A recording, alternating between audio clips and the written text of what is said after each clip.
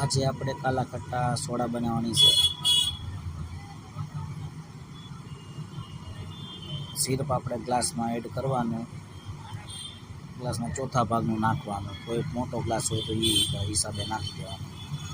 ઠંડુ પાણી લઈ લેવું. ગેસ તમારે જેટલો રાખો એટલો આપણે રાખીએ. આપણે ફૂલ ગેસ ભર્યો છે આમાં તો.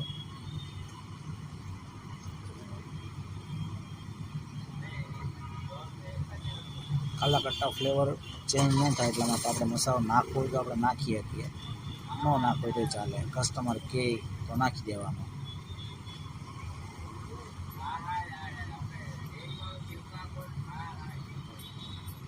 મસાલો નાખ્યા ભેગો જ ઉભરાવો બહુ આવશે ફૂલ ગેસમાં લીધે.